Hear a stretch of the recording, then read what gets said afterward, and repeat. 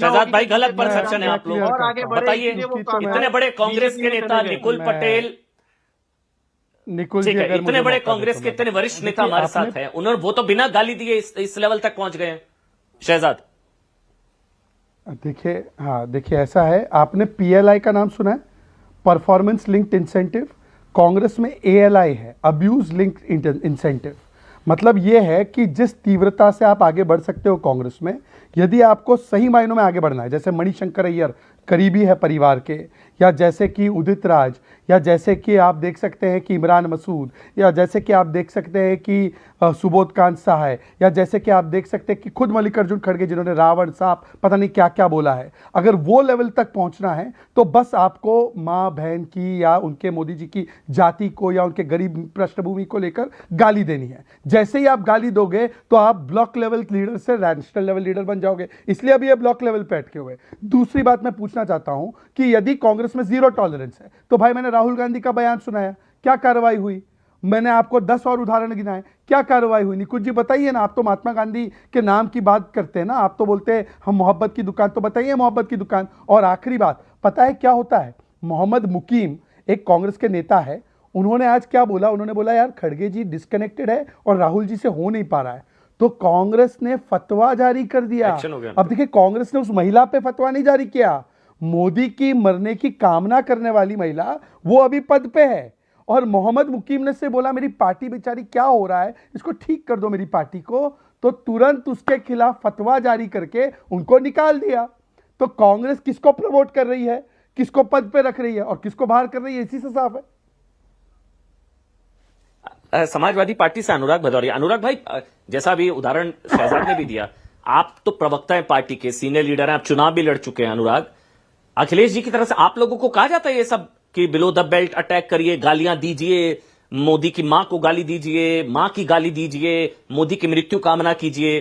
क्योंकि मुझे नहीं याद, आपके साथ मैं सालों से डिबेट कर रहा हूं, आपने कभी ये सब, तो आपकी पार्टी में तो ये कल्चर होता है प्रमोशन, जैसे उसने कहा पीएलआई की जगह एएलआई, अब्यूज लिंक्ड इंसेंटिव, आपकी पार्टी में तो नहीं होता ना ये सब? अनुराग देखिए, मैं एक बात कहूंगा कि देश की राजनीति में भाषा की मर्यादा तो होनी चाहिए। समाजवादी पार्टी तो हमेशा से देश की संस्कृति और संस्कार पे विश्वास रखती है, और भाषा की मर्यादा खासकर राजनीति में अच्छी होनी चाहिए, क्योंकि हमारा वैचारिक मतभेद है, लेकिन किसी से मनभेद नहीं होना चाहिए और व्यक्तिगत नहीं होना चाहिए ये। लेकिन मेरा जो प्रधानमंत्री जी के लिए जिस भाषा का इस्तेमाल किया गया, मैं उसके साथ बिल्कुल नहीं खड़ा हूं, क्योंकि खड़ा होना भी नहीं चाहिए और भाषा की मर्यादा को ठीक रखना चाहिए। लेकिन सवाल दूसरा भी है, यहाँ पे सत्ता पक्ष को भी अपनी भाषा का मर्यादा का ख्याल रखना चाहिए, उनको भी विपक्ष के प्रति एक मिनट बात सुनिए, बात होने दीजिए ना। मैंने लगा सत्ता पक्ष को भी विपक्ष के लिए भाषा की मर्यादा का ख्याल रखना चाहिए। जिस तरह से पार्लियामेंट के अंदर में आज सदन को स्थगित किया गया, हल्ला मचा के, सत्ता पक्ष ने पहली बार देखा गया कि सत्ता पक्ष पार्लियामेंट नहीं चलने दे रहा है। अरे भाई, आपको उस पर चर्चा करा लीजिए। चर्चा अगर आपने पहली करवा दी होती, सुफिया कुरैशी जो हमारी देशभक्त यहां सैन्य अधिकारी थी, जिसको बीजेपी के नेता विजय शाह ने आतंकवादी की बहन बोला था, उस समय अगर पार्लियामेंट में चर्चा करा के उसके ऊपर कार्रवाई की होती तो शायद आगे ये नौबतें नहीं आती। इसी तरह वहां पे जाखड़ा थे भारतीय जनता पार्टी के सांसद, जिन्होंने कहा था 26 बहनों का सिंदूर उजड़ा था, बोला था उनके अंदर वीरांगना का भाव नहीं था। कार्रवाई होनी चाहिए थी, कार्रवाई होनी चाहिए थी। जो अभी जो लोग बोल रहे हैं उनके फिर भी कार्रवाई होनी चाहिए थी, कार्रवाई होनी चाहिए थी। रमेश बिदुड़ी के ऊपर में जो पार्लियामेंट में खड़े होकर जिस तरह की भाषा का इस्तेमाल कर रहा था, तार तार उसने पार्लियामेंट की उसकी मर्यादा किया था, उस पर ठोस कार्रवाई होनी चाहिए थी, नजीर पेश करना चाहिए था। चाहे सत्ता पक्ष हो चाहे विपक्ष हो, कोई भी आदमी जो संवैधानिक पद पर बैठा व्यक्ति के बारे में अगर गलत शब्दों का इस्तेमाल करता है तो उसके ऊपर ठोक के कार्रवाई होनी चाहिए, जो भारतीय जनता पार्टी ने पहले नहीं किया। अपने नेताओं पर कर लेते तो आज कांग्रेस के नेताओं पर भी ठोक के कार्रवाई होनी चाहिए थी। कोई किसी पार्टी का भी नेता हो, किसी संवैधानिक पद पर बैठे लोग को आप अमर्यादित भाषा का इस्तेमाल नहीं कर सकते। ठीक है, अनंत विजय है और मेरे साथ शांतनु है। अनंत जी, ये आपको भी लगता है कि ये, क्योंकि एक बार होता तो बेनिफिट ऑफ डाउट, शांतनु आपसे मेरा सवाल है, एक बार होता तो बेनिफिट ऑफ डाउट हो जाता, दूसरी बार होता तो भी बेनिफिट ऑफ डाउट, जब सीरियल तरीके से मंच से मोदी की मृत्यु कामना, मोदी की मां को गाली, तो फिर आपको भी इसमें इस आरोप में मेरिट लगता है कि ये सब फर्स्ट फैमिली गांधी परिवार के इशारे पर ये सब कुछ होता है? फिर डैमेज कंट्रोल के लिए किया जाता है, हमें तो पता ही नहीं, हमें तो पता ही नहीं। आपको भी ये लगता है कि ये फर्स्ट फैमिली के इशारे पर ये सब कुछ होता है, गांधी परिवार के इशारे पर होता है ये सब कुछ? आपको लगता है कि राहुल है इसके पीछे? अमन भाई, आपको पता है, देखिए, दो बातें कहूंगा अमन भाई। एक तो हमने देख लिया बिहार चुनाव से भी कि कैसे जो वोट चोरी का मुद्दा है वो जनता का मुद्दा नहीं है, वो टॉप डाउन मुद्दा है ना। वो जैसे जैसे राफेल था, जैसे पेगासस था, जैसे हिंडनबर्ग था, वो मुद्दे सारे बिल्कुल फॉल फ्लैट कर गए। और राहुल गांधी ने खुद ही उस इशू को छोड़ दिया। तेजस्वी ने तो उस इशू को कभी पकड़ा ही नहीं। एक दो बार बोला, फिर उन्हें रैली में आपने तेजस्वी के मुंह से वो मुद्दा ही नहीं सुना। तो पहले तो मुद्दा झूठा है वो, लेकिन वो मुद्दे को खींचे जा रहे हैं। अभी यूडीएफ मतलब कांग्रेस लेड जो अलायंस है, उसका उसका केरला के लोकल चुनाव में अच्छा परफॉर्मेंस आया है। वो वोट चोरी कैसे हो गई? तो वो मुद्दा ही बड़ा खराब है। उस मुद्दे में आपको ऊपर से कुछ लाना पड़ेगा। वो मुद्दा केवल लोगों को बुलाने के लिए, क्योंकि उसकी थोड़ी मार्केटिंग हो गई है। अब लोगों को बुला के करना तो उनको वही है ना, मोदी बैशिंग। उनके पास जब आपके पास मुद्दा नहीं है तो आप लीडर की बैशिंग पे लग जाते हैं। और एक लंबा इतिहास है। और ये हो गई पहली बात। दूसरी बात, कांग्रेस तो मेरिट बेस्ड पार्टी नहीं है ना। आपको अगर मैं एचआर मैनेजर हूं, मान लिया उस कंपनी कॉल्ड कांग्रेस का, तो मुझे अक्कड़ बक्कड़ बम्बे पे खेलना पड़ेगा। सोनिया गांधी, राहुल गांधी, प्रियंका गांधी, उसके दो बच्चे, जहां पे उंगली रुक गई वही अध्यक्ष बन गया, वही पार्टी का हेड बन गया। कोई मेरिट के बेस पे तो कुछ हो नहीं रहा कि जिसने चुनाव जीता, जिसको पार्टी चलानी आती है, जो घूमता फिरता ज्यादा है, जिसके जिसके पास पार्टी की पकड़ है, तो वहां तो सब कुछ टॉप डाउन है।